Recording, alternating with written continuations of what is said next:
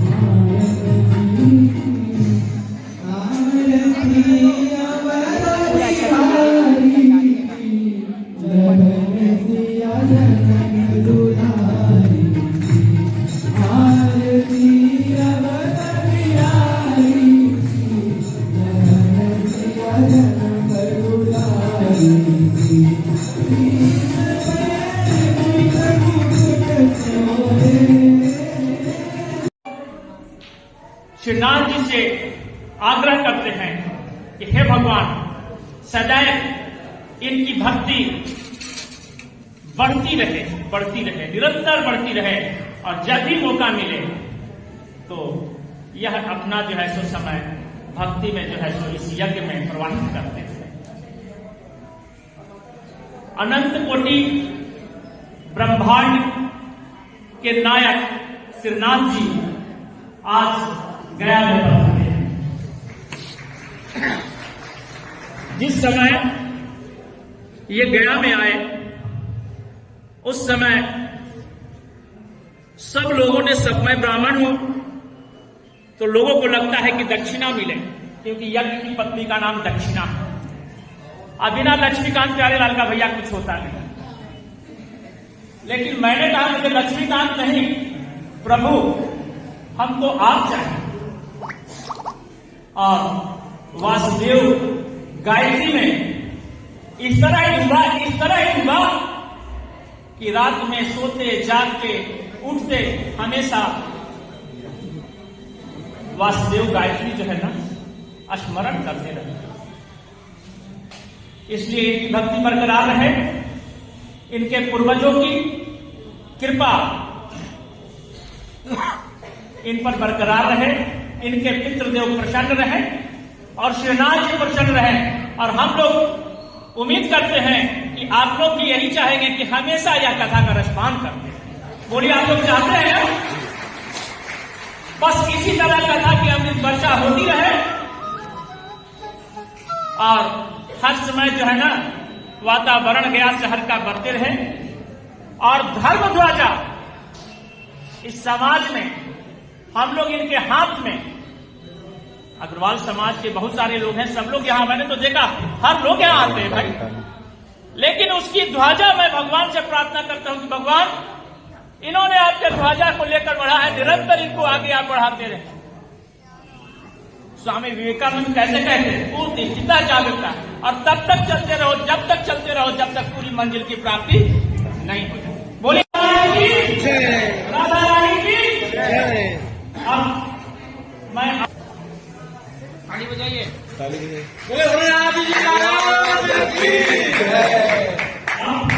मैं अपने गार्जियन भी श्री अशोक उपाध्याय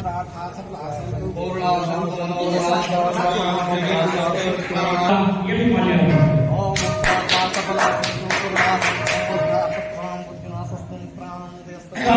हृदय है इनके अंदर में, इसलिए मैं इनसे भी कहूंगा कि माल्यार्पण करें। एक हमारे छोटे भाई हैं, बिहार शरीफ से आए हैं, बाबू को आशीर्वाद देंगे, बाबू को आशीर्वाद दे, ब्राह्मण है, जब सेवा करते रहते हैं, भगवान की कृपा इन पर सदा बने रहे और हमारे ओम शांति शांति पृथ्वी शांति शांति शांति देवा शांति शांति सर्वं शांति शांति शांति शांति। और अब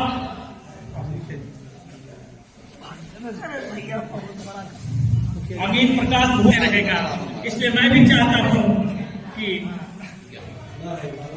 माला मुखिया जी को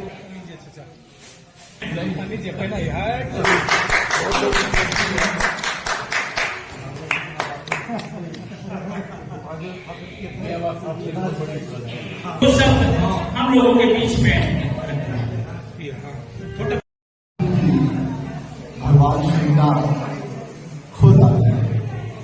ये बहुत बड़ी बात है सभी के लिए, गया धाम के लिए, गोपाल मंदिर में जो लोग हम लोग अग्रवाल जन आते हैं, पूरे बिहार के लिए या पूरे भारत के लिए भगवान श्रीनाथ जी का खुद से पदार्पण होना। एक होता है कि हम लोग श्रीनाथ जी को मंदिरों में मूर्ति बनती है, लेकिन एक होता है कि श्रीनाथ जी की इच्छा होती है किसी मंदिर में वो खुद से जाए। यहाँ पे श्रीनाथ जी खुद से आए हैं और ये बहुत बड़ी बात है कि श्रीनाथ जी का पदार्पण 8 सखियों के साथ हुआ है, अकेले नहीं आए हैं। यहाँ पे 8 सखियों के साथ भगवान श्रीनाथ जी यहाँ पर आए हैं। भगवान आने के बाद यज्ञ भगवान खुद करते हैं और खुद कराते हैं। जजमान भी श्रीनाथ जी स्वयं रहते हैं, आचार्य भी श्रीनाथ जी खुद ही यज्ञ में रहते हैं। बाकी हम लोग सब निमित्त मात्र हैं जिसको वो चुन के आचार्य बनाते हैं और यजमान बनाते हैं। भगवान ने ये अपनी सखियों से इतना प्रेम करते हैं ठाकुर जी, और उन्होंने इस यज्ञ के माध्यम से जब यहाँ आए, उन्होंने सबसे पहली चीज ये मेरी सखियों की पूजा होनी चाहिए। सखी कितनी इंपॉर्टेंट है ठाकुर जी के लिए, ये सखी ठाकुर जी के लिए कितनी इंपॉर्टेंट है, कितना महत्व रखती है कि ठाकुर जी ने आने के बाद सबसे पहले अपनी 8 सखियों का यज्ञ करवाया।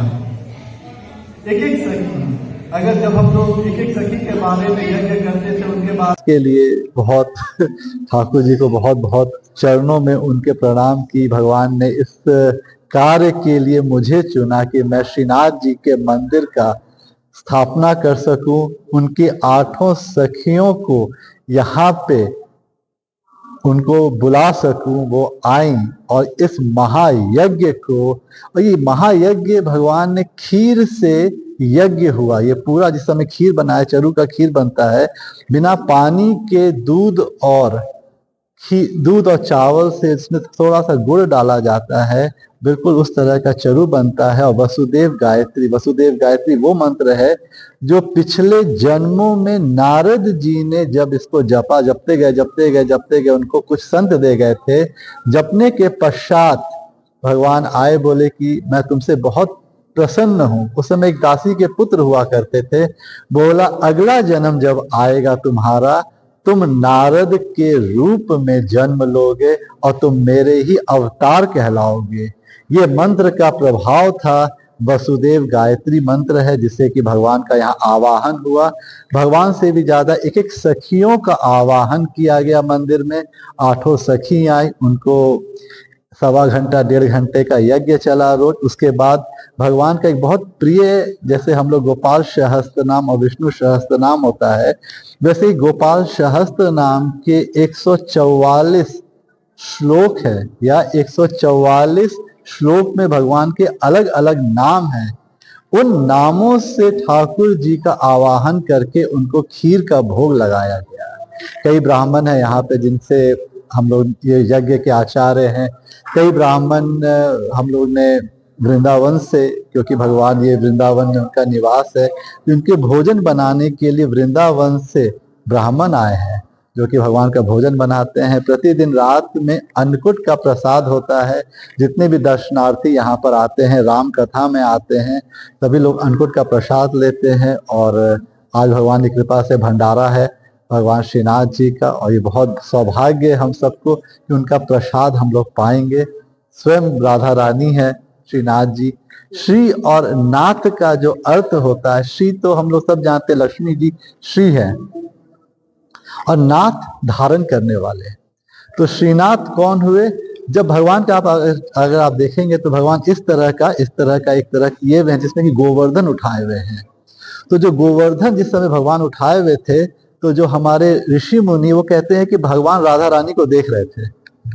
7 दिन तक निरंतर राधा को ठाकुर जी देखते रह गए। और कई लोग तो ये कहते हैं कि राधा की शक्ति ठाकुर जी में आ गई। जामवंत जी बोले अंगद जी जा सकते हैं, बहुत खूब, जोरदार ताली अंगद जी के लिए। लेकिन अगर आप जा सकते हैं तो इतना धीरे सन से कछु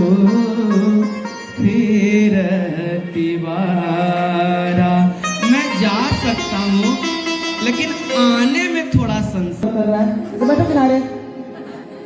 अब कैसे बोले कि चल जाइए, राजा के पुत्र हैं। जामवंत जी बोले कि हाँ आप बहुत अच्छे हैं, लेकिन आप नहीं जाइए, आप राजा के पुत्र हैं, आप चले जाएंगे तो फिर हमारा देख रेख कौन करेगा?